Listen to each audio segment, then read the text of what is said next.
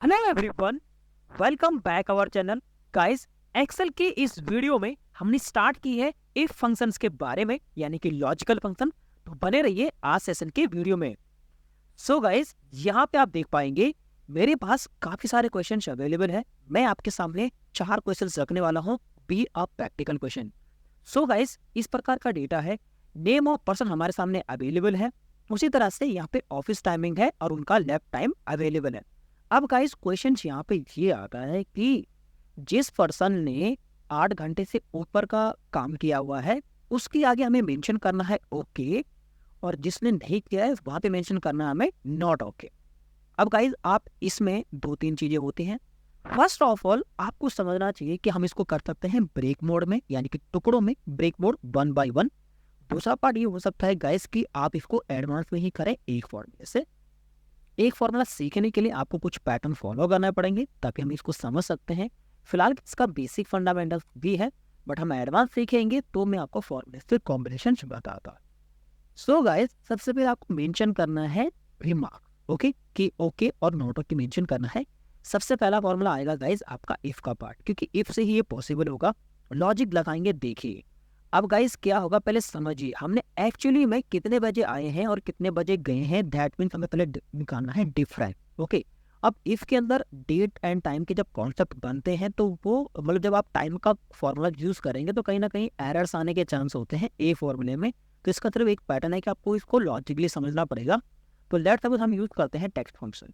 हमने कहा कि वैल्यू क्या है, तो वैल्यू है गाइस हमारी ये कि left timing minus office timing, यानी कि जितने बजे आप गए हैं घर उसमें से आप घटा दीजिए ऑफिस का टाइमिंग। इससे क्या निकलेगा, डिफरेंस निकलेगा। और इसका जो फॉर्मेट होगा वो होता है, मान लीजिए HHMMSS। ये मीनिंग है कि इसमें से इसको घटाइए, उसका जो फॉर्मेट चाहिए हमें वो चाहिए हमें HHMMSS। ये मीनिंग है। अगर वो से निकलेगा एक टाइम, ऑब्वियसली लेफ्ट टाइमिंग में से ऑफिस टाइम को घटाएंगे तो एक टाइम आपको मिलेगा। वो टाइम बड़ा होता है अगर टेक्स्ट के साथ कितना टेक्स्ट हो जाना चाहिए। मैंने कहा जैसे 8 बजे का टाइम है तो मतलब ऑब्वियसली 8 घंटे की ड्यूटी है, तो हम मेंशन करेंगे 8:00 और 00। ये लॉजिक। तो कहने का मतलब ये हो गया कि सबसे पहले हमारे पास जो टाइमिंग है वो ये है कि इस डेट टाइम में से इस टाइम को माइनस किया जाए, उसके फॉर्मेट को किया जाए HHMMSS।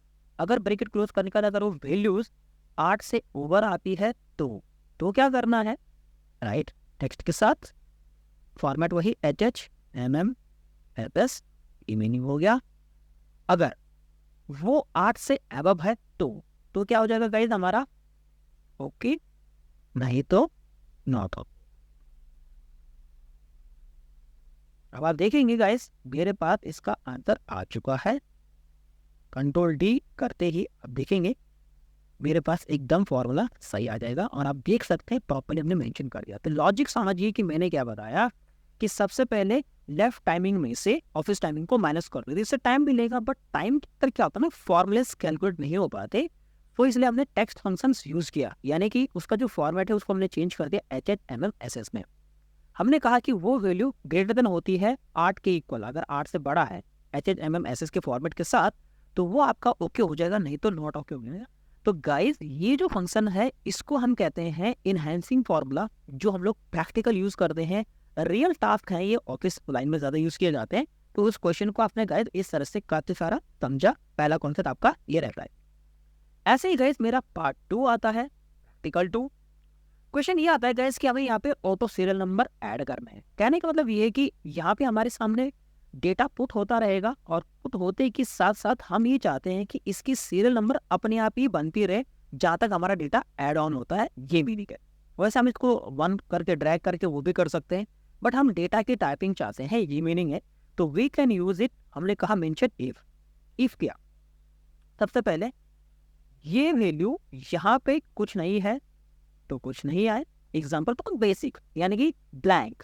अगर A2 का सेल ब्लैंक है तो ब्लैंक ही आए, और अगर ब्लैंक नहीं है तो क्या आ जाए, एक आ जाए।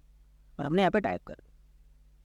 अब इसी चीज को यहाँ पे ऐड ऑन कर दीजिए कि इफ सेम फॉर्मूला, यहाँ पे कुछ नहीं है यानी कि ब्लैंक है तो ब्लैंक ही आए, और अगर कुछ है तो दिस वैल्यू +1 कर दिया जाए। इससे क्या होगा, अपने आप ही ऑटो नंबर आपके आते रहेंगे जब भी आपका डेटा ऐड ऑन होगा। हम इसको कंट्रोल डी कर दिए, ये देखिए। तो आप देखिए यहाँ पे, यहाँ तक आपका डेटा जनरेट हो गया। मैंने फॉर्मूला सिर्फ यहाँ तक अपडेट किया है और आप देखेंगे मैंने जैसे कुछ भी एक नया नाम लिखा, मैंने लेट्स सपोज मैंने लिखा अंकित, ठीक है।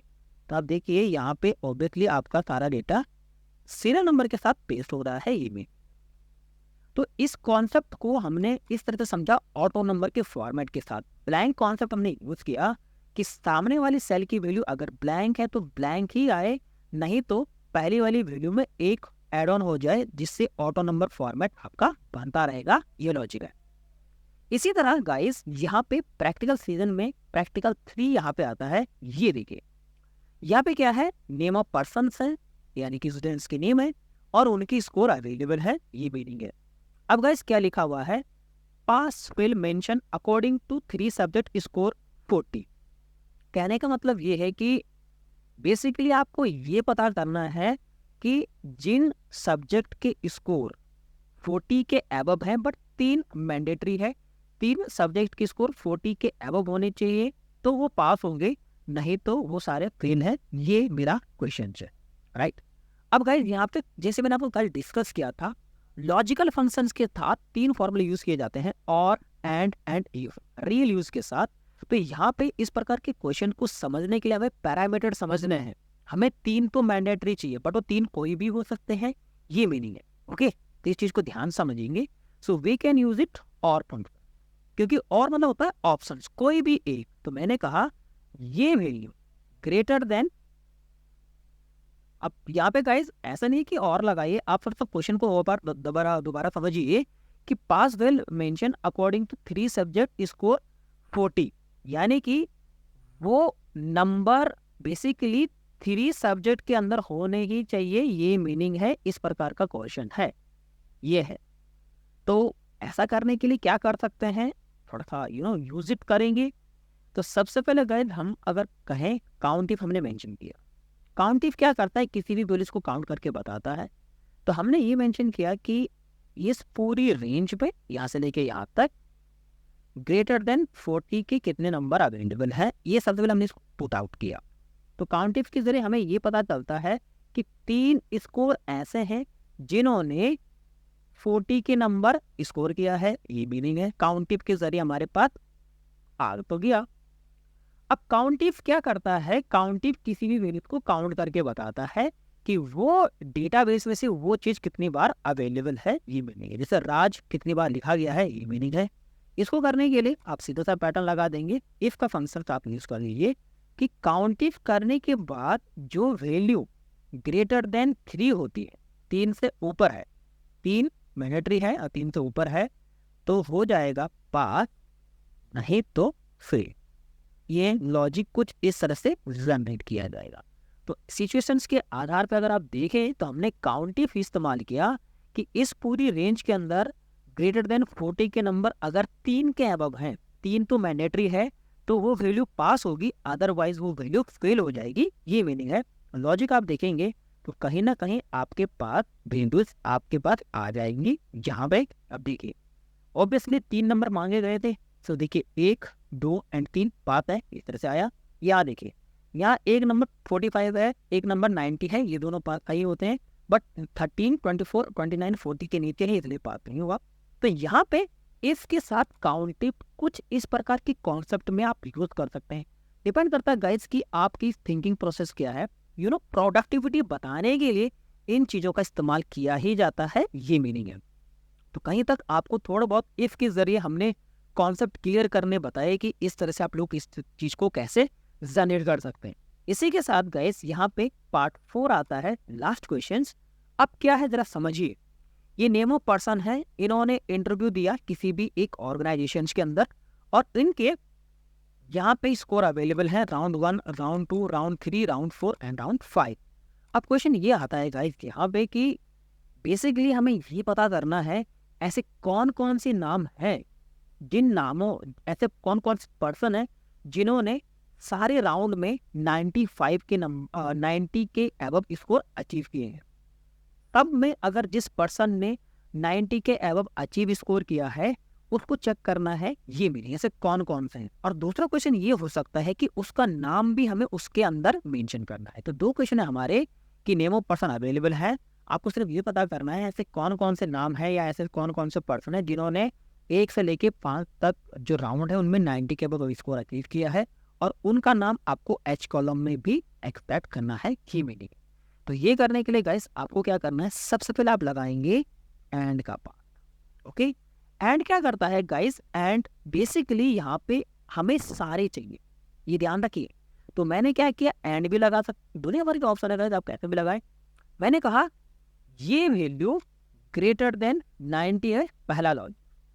एंड क्या करता है, सारी वैल्यू को मैनेज करता है कि सारी की सारी कंडीशन मिलेगी तो ट्रू होगा, नहीं तो फॉल्स होगा। तो पहली वैल्यू है कि अगर B2 की वैल्यू 90 के अबव है तो ये, इसी तरह ये वैल्यू 90 के अबव है तो ये लॉजिक, इसी तरह ये वैल्यू 90 के अबव है तो ये लॉजिक, इसी तरह ये वैल्यू 90 के अबव है तो ये लॉजिक, उसी तरह ये वैल्यू 90 के अबव है तो ये लॉजिक। यानी कि round 1, round 2, round 3, round 4, round 5 अगर सारे के सारे नंबर 90 के अबव हैं, कहाँ हैं, तो इससे ये पता चल गया कि कहाँ कहाँ है। तो आप देखिए आपके पास एक वैल्यू निकल के आती है ये वाली, क्योंकि इसके सारे नंबर 90 के अबव है। अगर हम बात करें इसकी यीशु नाम की तो 96, 95, 92, 97, बट यहाँ पे गाइस 90 नंबर नहीं है, इसलिए यहाँ पे एरर आया है कि फॉल्स आया, राइट। तो ये चेक करने के लिए हम यूज करते हैं एंड की कंडीशन, पहला लॉजिक ये हो सकता है। इसी चीज को हम ये कह सकते हैं काउंट ए रेंज, रेंज आपकी यही हो जाएगी, ये वैल्यूज इस तरह से। और हमने ये कहा कि ग्रेटर देन 9, ठीक है। अब देखिए तो कहीं ना कहीं यहाँ पे 5 आएगा, क्योंकि इनके अंदर वो 5 की वैल्यू अवेलेबल है। और इफ के साथ हम मेंशन करेंगे कि अगर जहाँ पे 5 लिखा है तो वो ट्रू है, नहीं तो आपका फॉल्स है। तो काउंट इफ के जरिए भी चीज को यूज किया जा सकता है, पहली चीज। अब मुझे नाम एक्सटेंड करना था तो मैं क्या करूंगा गाइस, इसी के अंदर एक लॉजिक लगा दूंगा इसके साथ कि ये वैल्यू गिनने के बाद अगर वो 90 के अबव आ रहा है तो 5 से ऊपर वैल्यूज हैं, ग्रेटर देन इक्वल टू 5 होता है तो मुझे ये नाम दे दिया जाए, नहीं तो मुझे ब्लैंक कर दिया जाए। तो लॉजिक ये लग गया कि सारी वैल्यू पहले के लिए अगर वो वैल्यू 90 के अबव है एग्जाम्पल, तो उसने काउंट दिया, काउंटिंग के जरिए हमने मेंशन कर दिया कि अगर वो वैल्यू 5 से ऊपर है तो आपका A2 वाला वैल्यू दे दिया जाए, अदरवाइज ब्लैंक कर दिया जाए। अब आप देखेंगे कि वही नाम पुट होगा जहाँ पे आपके पास 90 के अबव स्कोर अचीव किया गया होगा, ये मीनिंग है। आई होप ये लॉजिकल फंक्शंस आपको समझ में आए होंगे। प्रोडक्टिविटी गाइस इसी तरह से इस्तेमाल किया जाता है, इनहेंसिंग पावर होनी चाहिए। आई होप ये वीडियो आपको समझ में आएगा। थैंक यू सो मच इस वीडियो को पूरा देखने के लिए।